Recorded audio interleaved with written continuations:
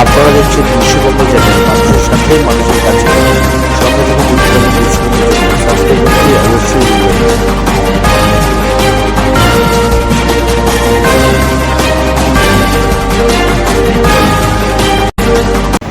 কলকাতার হাইকোর্ট থেকে আসার পথে বিজেপি নেতা এবং বিশিষ্ট আইনজীবী বেলঘরিয়া রথতলার উপর দুজন বাইক আরোহী দুষ্কৃতী তারপরে হামলা চালানোর ছক কষে এবং যখন সিকিউরিটি আওয়াজ তোলে তখন তারা কামরাটি পৌরসভার পাশের গুলি দিয়ে পালিয়ে যায়।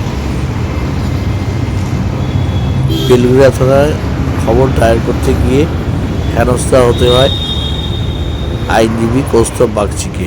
বাকিটা শুনুন তারই মুখ থেকে।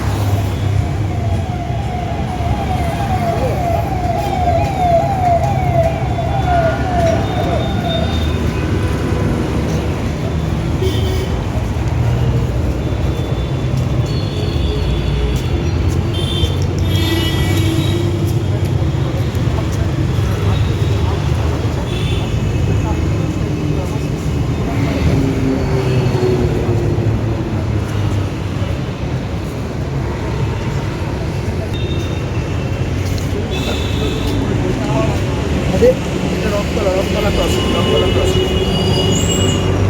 আচ্ছা।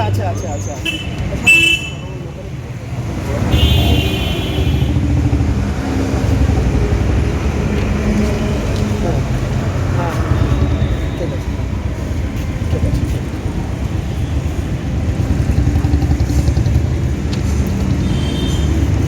অন্ধকারে নিচ্ছ সব নেবো দাঁড়াও।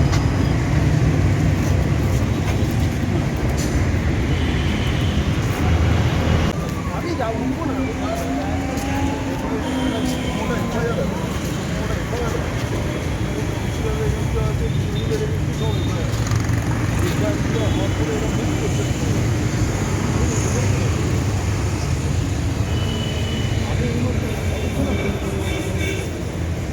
হ্যালো,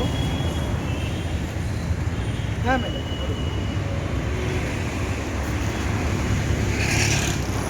আমি তো আপনাকে কল করছি। আমার অ্যাটাক হয়েছে আমার উপর। আমি বেলঘরিয়া থানাতে কমপ্লেন লজ করতে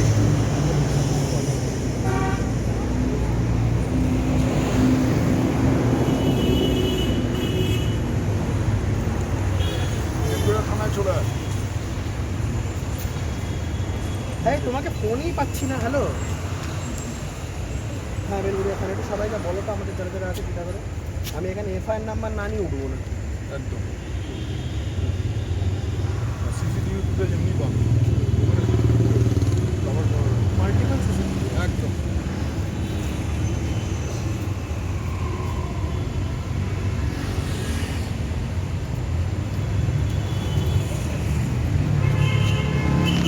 আছে সবাইকে নিয়ে একটুখানি বেলঘরিয়া থানা এত আমার গাড়ির উপরে অ্যাটাক করেছে। সুরক্ষিতা বললো এফআইআর নাম্বার নিয়ে নাও, তোরা এফআইআরটা করছে না। দাদা বললো ওখানে গ্যাঁটায় বসে পড়েছে। তো যারা আছে একটু বলতো নিয়ে আসতে হচ্ছে বেলঘরিয়া থানায়। বেলঘরিয়া থানা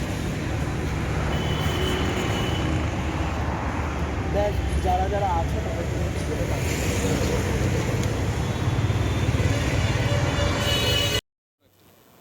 আমি কোর্ট থেকে বাড়ি ফিরছিলাম। সে মতো অবস্থাতে আমার রথতলার ঠিক ক্রসিংয়ের সামনেটাতে গাড়িটা দাঁড়িয়ে ছিল। হঠাৎ দুটো ছেলে, আমি একটু ড্রাউজিনেস থাকে কোর্ট থেকে সারাদিন কাটাকাটনির পরে, আমি হঠাৎ দেখে একটা আওয়াজ, একটা বিকট আওয়াজ মতন হয় খানিকটা। আমি সঙ্গে সঙ্গে তাকাতে আমার সিকিউরিটি ছিল। ও চিৎকার করাতে দেখি দুটো ছেলে পালাচ্ছে, একদম ধেয়ে পালাচ্ছে যেখান থেকে, হেলমেট ছাড়া বাইকে। ওরা কামরাটি মিউনিসিপ্যালিটি রাস্তায় ঢুকে গেল। এরা একদম মানে হামলা করার উদ্দেশ্যে, এবং হাতে ওদের একটা কিছু জিনিস ছিল, কোনো ডেডলি ওয়েপেন ছিল, এবং ওটা দিয়ে ওরা কিছু মতো চিন্তাভাবনা ছিল, ওদের কিছু প্ল্যানিং ছিল। তো হামলা করতে এসছে। আমি এটা নিয়ে বেলঘরিয়া থানায় বর্তমানে এসেছি, কমপ্লেন দিয়েছি। খুব দুর্ভাগ্যের সাথে একটা কগনিজেবল অফেন্স যেখানে ডেসক্রাইব করা হয়েছে, প্রাণঘাতী হামলার কথা যেখানে বলা হয়েছে, যেখানে আমরা বলছি যে আমরা সিসিটিভি ফুটেজ দেখলেই আপনারা ঘটনাটা সত্য মিথ্যা বুঝতে পারবেন, এফআইআরটা পর্যন্ত লজ করা হচ্ছে না। জাস্ট সিম্পলি কমপ্লেনটাকে রিসিভ করা হলো, বলা হচ্ছে প্রিলিমিনারি এনকোয়ারির কথা। আইনে যেখানে কগনিজেবল অফেন্স ডিসক্লোজ করা হয়েছে, ম্যান্ডেটরিলি এফআইআর করার কথা। শুধুমাত্র এই যেহেতু সরকারের আমি ক্রিটিসাইজ করি সরকারের বিরুদ্ধে কথা বলেন। কমপ্লেনটাও আমি লিখেছি যে আমার বিরুদ্ধে এই যে অভিযোগ আমি করছি এর প্ল্যানিংয়ের পেছনে সরকারের কেষ্টবিষ্টুরা আছে। কারণ আমি এই সরকারকে মারাত্মকভাবে এই সরকারের ক্রিটিসিজম করি, মুখ্যমন্ত্রী ক্রিটিসিজম করি, তার ভাইপোর ক্রিটিসিজম করি, এবং আজকেও একটি টুইট করেছি এই অভিষেক ব্যানার্জি মমতা বন্দ্যোপাধ্যায়ের বিরুদ্ধে, সেটা নিয়ে যথেষ্ট খবর হচ্ছে। এই সমস্ত জায়গা থেকে তাদের চক্ষুশূল হওয়ার কারণে এই ঘটনাটা তারা আজকে প্ল্যান মাফিক ঘটিয়েছে, এবং তার জন্য পুলিশ এফআইআর পর্যন্ত করছে না। কত বড় নির্লজ্জ দলদাসেরা! আমি প্রায় আধা ঘন্টা হয়ে গেছে, 5:15 ঘটনা, আমি এখানে ঢুকেছি 5:30, প্রায় 1 ঘন্টা হতে চললো আমি এখানে বসে আছি। আমি তো চিনি না তাদের, এখন যারা বাইরের হয়তো কোথা থেকে কাউকে ভাড়া টাড়া করে এনেছিল, আমি তো চিনি না। হেলমেট ছাড়া অবস্থায় বাইকে 2 জন ছিল, এবং ওখান থেকে কামারহাটি মিউনিসিপ্যালিটির পাশ দিয়ে তারা পালায়। মমতা বন্দ্যোপাধ্যায়, অভিষেক বন্দ্যোপাধ্যায়, তৃণমূলের সমস্ত দুর্নীতিপরায়ণ নেতৃত্ব, যাদের বিরুদ্ধে আমি বরাবর আওয়াজ তুলে এসেছি, তাদের একদম প্ল্যান মাফিক এই বিষয়গুলো তারা করাচ্ছে।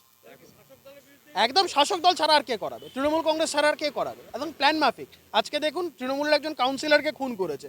বিরোধীরা যারা কথা বলবে তাদের উপরে হামলা করো, যারা শাসক দলের মধ্যে থেকে যারা বকরা নিয়ে যারা ঝামেলা করবে তাদেরকে মেরে দাও, যারা বিরোধীরা কথা বলে, এই মেরে দেওয়া কেটে দেওয়ার রাজনীতি সারা পশ্চিমবঙ্গ জুড়ে চলছে। এখনো কমপ্লেনটা নিয়েছেন, এফআইআর, আমি এফআইআর নাম্বার না নিয়ে উঠবো না এখান থেকে, আমি এখানে বসে থাকবো। তারপরে আমি নেতৃত্বের সাথে কথা বলছি, নেতৃত্ব যা বলবেন। আমি সবাইকে জানিয়েছি, রাজ্যের বিরোধী দলনেতা ঘটনা সম্পর্কে উনি জানেন, আমার সাথে কথা হয়েছে। রাজ্য সভাপতি কেন্দ্রীয় মন্ত্রী সুকান্ত মজুমদার মহাশয়কেও জানিয়েছি, ওরা খবর নিচ্ছে। আমি বললাম এই ঘটনা, কথা হচ্ছে ওনাদের সাথে। তারা এই ঘটনার সাথে তারা বলেছে কমপ্লেন লজ করতে। আমি পরের ঘটনাটাও জানিয়েছি, এফআইআর নিচ্ছে না, ওরা জানাবে, কথা হবে তারপরে।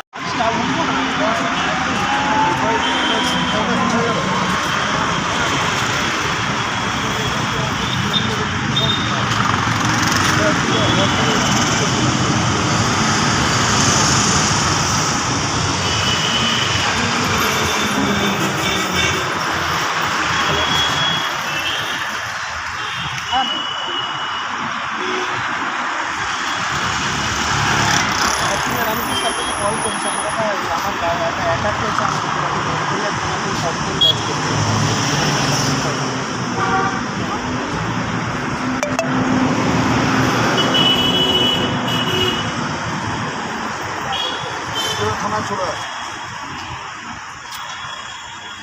তোমাকে ফোনই পাচ্ছি না। হ্যালো, হ্যাঁ বেলগড়িয়া থানাকে সবাইকে বলো তো আমাদের চারজনে আসে দিতে পারে। আমি এখানে এফআইআর নাম্বার না নিয়ে উঠবো একদম সিসিটিভি ফুটেজ এমনি পাবো, একদম।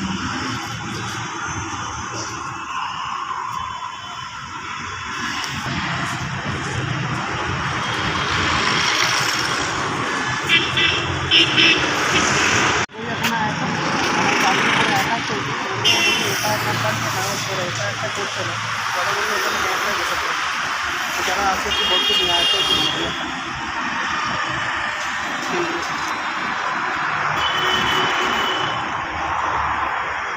যারা যারা আছে তাদের জন্য একটু বলে পাচ্ছি।